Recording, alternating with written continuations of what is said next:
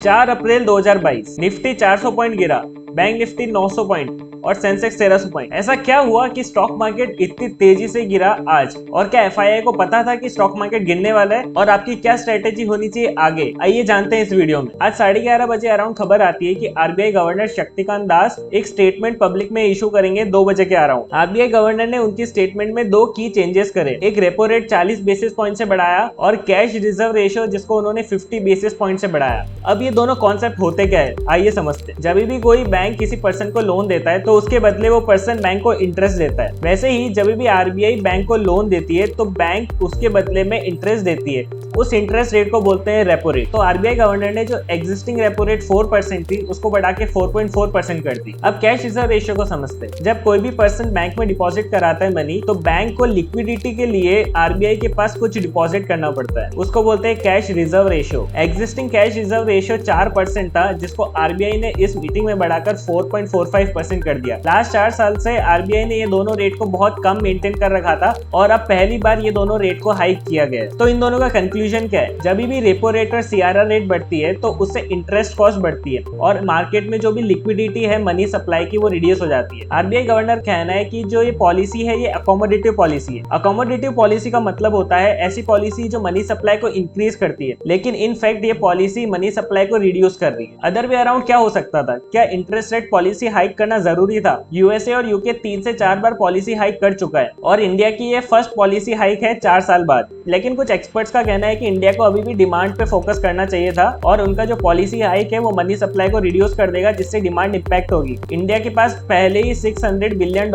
Reserve है, जो कि इंडिया को हेल्प करता कंपनसेट करने में जो यूएसए और यूके इंटरेस्ट रेट हाइक कर रहे हैं। अब इस न्यूज का इंडियन मार्केट पे क्यों नेगेटिव इंपैक्ट था? गवर्नर की स्पीच से पहले ही स्टॉक मार्केट अराउंड 1.31% गिर चुका था और उनकी स्पीच के बाद स्टॉक मार्केट अराउंड 1.15% और फॉल हुआ। इस फॉल का रीजन क्या है? सीआरआर और रेपो रेट हाइक करने के कारण इंडिया के अंदर मनी सप्लाई रिड्यूस हो जाएगी और मनी सप्लाई रिड्यूस होने के कारण इंडिया में आउटपुट की डिमांड रिड्यूस हो जाएगी। सिर्फ सीआरआर को 50 बेसिस पॉइंट बढ़ाने के कारण अराउंड 87,000 करोड़ बैंक को आरबीआई के पास एक्स्ट्रा रखना पड़ेगा। इतनी मनी सप्लाई इंडिया में रिड्यूस हो जाएगी। सेकंड, आरबीआई की 2 हफ्ते पहले की मीटिंग में उन्होंने कोई इंटरेस्ट रेट हाइक नहीं करी थी और उनका व्यू अभी भी अकोमोडेटिव था, लेकिन 2 हफ्ते बाद ही उन्होंने ऑफ साइकिल मीटिंग बुलाई और अपना व्यू चेंज कर दिया।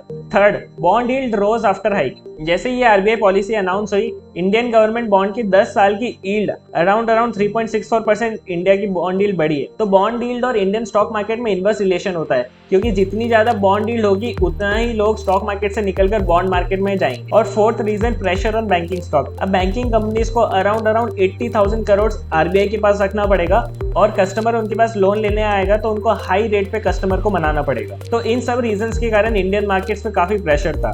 तो क्या एफआईआई पहले से रेडी थे इस फॉल को लेकर? जनरली लोग एफआईआई का सिर्फ कैश मार्केट का डेटा देखते हैं, लेकिन एफआईआई का डेरिवेटिव मार्केट का डेटा भी काफी इंपॉर्टेंट होता है ट्रेडिंग पर्पस में। एफआईआई का डेरिवेटिव मार्केट का डेटा अगर देखें तो उनका इंडेक्स फ्यूचर्स का डेटा देखें। इंडेक्स फ्यूचर्स का डेटा का मतलब होता है तो जो भी इंडेक्स ट्रेड होते हैं इंडिया में, निफ्टी हो गया, बैंक निफ्टी हो गया, उनका फ्यूचर्स मार्केट का डेटा है ये एफआईआई का। 21 अप्रैल को एफआईआई की लॉन्ग पोजीशन थी अराउंड 1148 कॉन्ट्रैक्ट्स।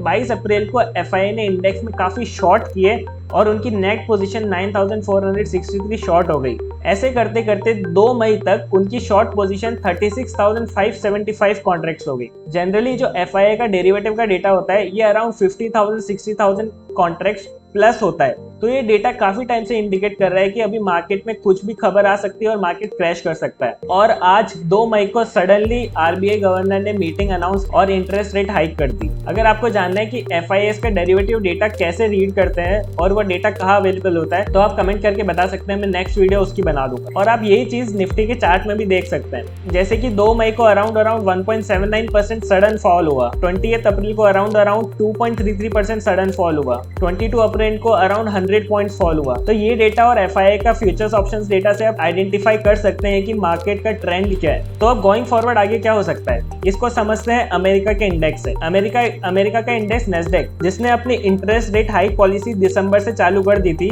वो अराउंड अभी तक 21% फॉल हो चुका है इस साल में। और इसके अगेंस्ट में निफ्टी की बात करें तो ये अपने हाई से ऑलमोस्ट अराउंड 9% करेक्ट ही हुआ है। तो आगे भी निफ्टी में डाउन ट्रेंड कंटिन्यू हो सकता है और आने वाले समय में 15,900 14,800 के टारगेट्स अचीव हो सकते हैं। ऐसे ही इन्फॉर्मेटिव और फाइनेंशियल नॉलेज कंटेंट के लिए प्लीज लाइक एंड सब्सक्राइब।